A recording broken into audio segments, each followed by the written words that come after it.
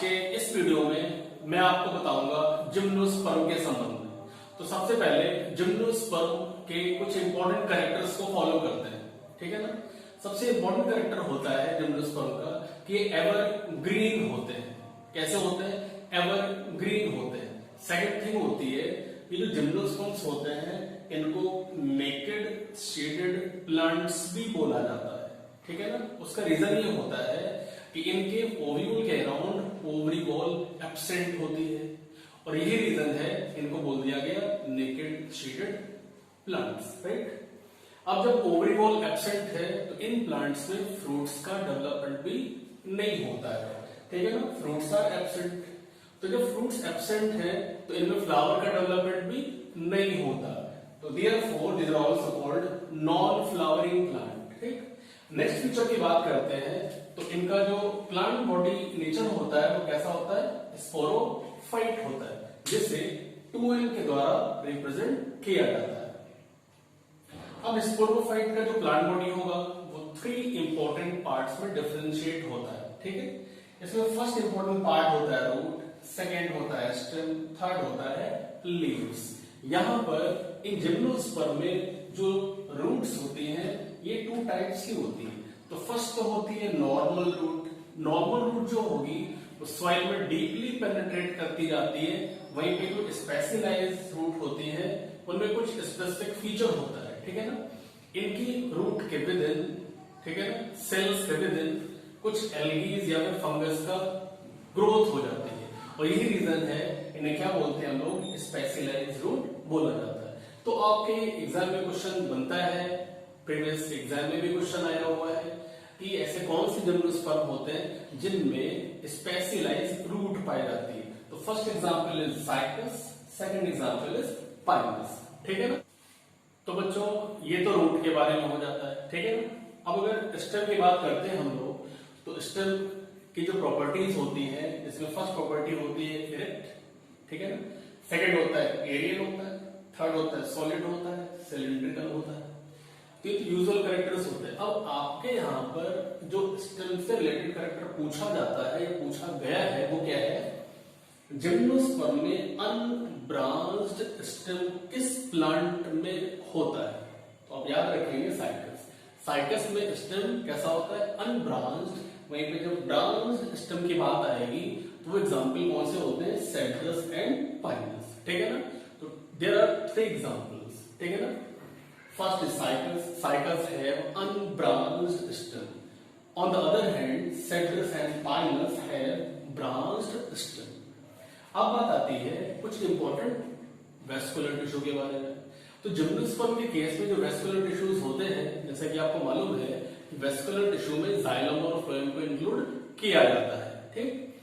तो जाइलम में जैसे कि आपको पता है 4 एलिमेंट्स होते हैं, xylem vessel, xylem tracheid, xylem parenchyma, ठीक है, जाइलम फाइबर। तो यहां पर जाइलम पैरेन्काइमा और जाइलम फाइबर तो होंगे, लेकिन वेसल और ट्रैकीड में से क्या एब्सेंट होगा?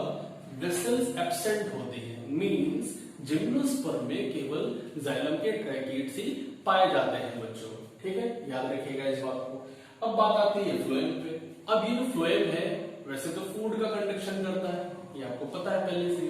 तो यहां पर आपको याद रखना है कि फ्लोएम के जो 4 एलिमेंट्स होते हैं उनमें से कौन सा एलिमेंट फ्लोएम का जिम्नोस्पर्म के केस में नहीं पाया जाता।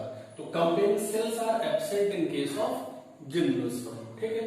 तो इतनी बातें आपको समझ में आ गई होंगी। अब बात करते हैं लीव्स की।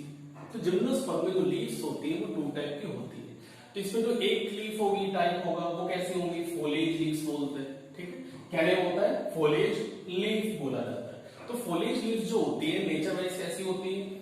ग्रीन कलर की होती है, ठीक है। शेप कैसा होता है? निडल लाइक होता है, ठीक है।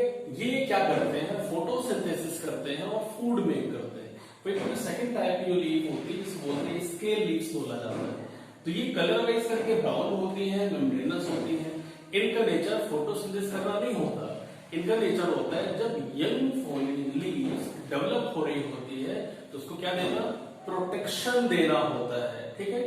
तो अभी तक जो भी हम लोगों ने सुना जिम्नोस्पर्म के बारे में, एक तो ये सुन लिया कि एवरग्रीन होता है, सेकंड नेकेड शेडेड प्लांट्स बोला जाता है। क्यों?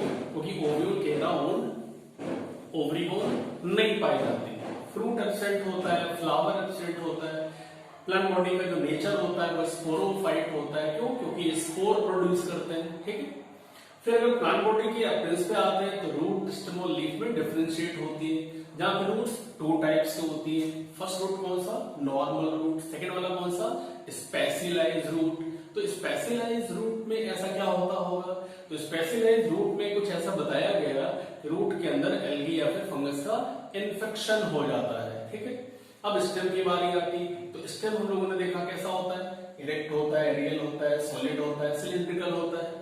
अब यहाँ पे जो क्वेश्चन पूछा जाता है वो क्या, अनब्रांच्ड कौन सा होगा, ब्रांच्ड कौन सा होगा। अनब्रांच्ड स्टेम साइकस के केस से मिलेगा, वहीं पे जो ब्रांच्ड स्टेम होगा वो साइट्रस और पाइनस के केस से मिलता है। अब वैस्कुलर टिश्यू की हम लोगों ने बात की कि जाइलम में ऐसा कौन सा एलिमेंट होता है जो जिम्नोस्पर्म में नहीं पाया जाता, तो वेसल्स एब्सेंट होती। ऐसी फ्लोएम में कौन सा ऐसा एलिमेंट होता है जो जिम्नोस्पर्म में नहीं पाया जाता, तो कैंपेन सेल जो होती है वो एब्सेंट होती है। अब लीफ की बात हम लोगों ने की, लीव्स टू टाइप की होती है, foliage leaves and scaly leaves. Foliage leaves जो होंगी वो ग्रीन कलर की होंगी, शेप कैसा होगा, निडल लाइक होगा, जो फोटोसिंथेसिस करती है। वहीं पे जो स्केली लीव्स होती है वो ब्राउन होती है कलर में और मेम्ब्रेनस होती है। इनका जो फंक्शन होता है वो क्या, प्रोटेक्टिव फंक्शन होता है। ठीक है ना। अब हम लोग देखते हैं कुछ और इंपॉर्टेंट कैरेक्टर्स के बारे में।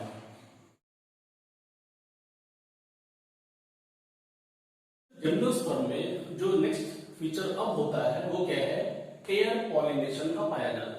तो आप ये जान लें कि प्लांट किंगडम में फर्स्ट ये ऐसे प्लांट होते हैं जिनमें पॉलिनेशन पाया गया। ठीक है, फर्स्ट ऐसे प्लांट होते हैं जिनमें पॉलिनेशन पाया गया।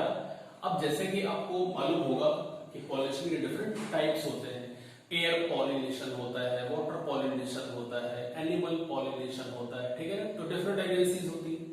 तो यहाँ पर ये फर्स्ट ऐसे प्लांट ग्रुप होते हैं जिम्नोस्पर्म जिनमें पॉलिनेशन तो पाया गया, लेकिन किसके थ्रू होता है, एयर के पॉलिनेशन से होता है।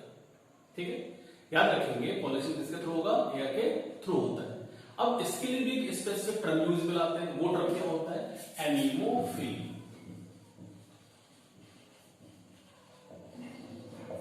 क्या होता है, एनीमोफिली बोलते हैं। ठीक है। अब फर्टिलाइजेशन, क्योंकि जब पॉलिनेशन हो गया तो फर्टिलाइजेशन भी होगा ही होगा।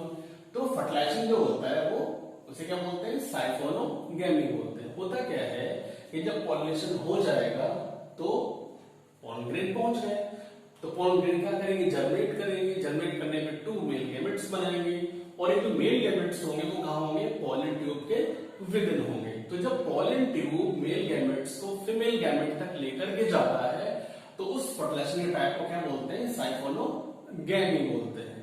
ठीक है ना, ये बात याद रखेंगे। लेकिन अब जिम्नोस्पर्म, स्पेशली लोअर जिम्नोस्पर्म, उनके केस में देखा गया कि मेल गैमेट्स में सीडियाज भी पाए जाते हैं।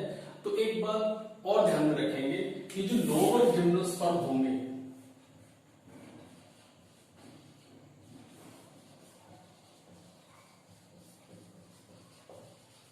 क्या होंगे, लोअर जिम्नोस्पर्म होंगे तो उनमें जूडियो साइफोनोगेमी पाई जाती है। ठीक है ना, हायर जिम्नोस्पर्म में साइफोनोगेमी, लोअर जिम्नोस्पर्म में जूडियो साइफोनोगेमी का केस मिलता है। नेक्स्ट, पॉलीएम्ब्रियोनी प्रेजेंट होती है। इसका क्या मीन हो गया कि जब फर्टिलाइजेशन हो जाएगा तो एक सिंगल एम्ब्रियो नहीं बनता, वहां पे मोर देन 1 एम्ब्रियोज मेक हो जाते हैं। तो ये भी एक इंपॉर्टेंट फीचर जिम्नोस्पर्म का होता है, पॉलीएम्ब्रियोनी का पाया जाना। फिर लाइफ साइकिल जो होती है इन जिम्नोस्पर्म की, तो उसमें 2 इंपॉर्टेंट फेजेस देखने को मिलती है distinct, sporophyte and gametophyte phase. तो यहां पर क्वेश्चन आता है कि लाइफ साइकिल में ऐसी कौन सी सेल होती है, कौन सा ऐसा स्ट्रक्चर होता है जो गैमेटोफाइट फेज को स्टार्ट करता है। तो आप याद रखेंगे पॉलन ग्रेन्स क्या होते हैं, pollen grains are the first structure that initiate the haploid generation or gametophyte phase of the life cycle in case of gymnosperm। वहीं पे जो स्पोरोफाइट होगा उस स्पोरोफाइट फेज को फर्स्ट स्ट्रक्चर कौन सा स्टार्ट करता है, तो वो जायगोट होगा, ठीक है ना। तो अगर स्पोरोफाइट को स्टार्ट करने की बात करें कौन सी सेल होगी, तो वो जायगोट होगा। अगर गैमेटोफाइट फेज को स्टार्ट करने की अगर बात करें तो कौन सा स्ट्रक्चर होगा, उसको बोलेंगे पॉलन ग्रेन बोलेंगे। अब लास्ट में आते हैं कि जिम्नोस्पर्म क्या कुछ इकोनॉमिक इंपोर्टेंस को भी रिप्रेजेंट करता है क्या। तो यहाँ पर कुछ एग्जांपल लिख रखे हैं, जैसे साइकस सैगो प्रोवाइड करता है। तो सैगो क्या होता है, साइकस रिवोल्यूटा एक ऐसी स्पीशीज होती है जिसके स्टेम से स्टार्च निकालते हैं और उस स्टार्च से शैगो बना लेते हैं, जिसका यूज फूड पर्पस से किया जाता है। अब यही साइकस गार्डन्स में ऑर्नामेंटल पर्पस से भी यूज में लाए जाते हैं बच्चों। कुछ ऐसे जिम्नोस्पर्म होते हैं, जैसे इफेड्रा की बात कर लें तो इफेड्रा से एक ड्रग ऑब्टेन होती है जिसको बोलते हैं इफेड्रिन, और इस इफेड्रिन का जो यूज है वो कफ ट्रीटमेंट में किया जाता है। लास्ट में पाइनस की बात करें तो पाइनस की एक स्पीशीज होती है जिसको बोलते हैं पाइनस जिरार्डियाना। तो पाइनस जिरार्डियाना के जो ओव्यूल होते हैं, ठीक है ना, उनको रोस्ट कर लेते हैं और रोस्ट करने पर एक ड्राई फ्रूट मिल जाता है जिसको बोलते हैं चिलगोजा, ठीक है। तो यहाँ तक मैं होप करता हूं कि आपको जिम्नोस्पर्म के बारे में जो पॉइंट्स मैंने बताए आपको समझ में आ गए होंगे, ठीक है। वीडियो को बच्चों फॉलो करने के लिए बहुत बहुत धन्यवाद। इन वीडियोस को बच्चों आप अपने फ्रेंड सर्कल्स में जरूर सेंड करें, जिससे आपके फ्रेंड्स को भी फायदा हो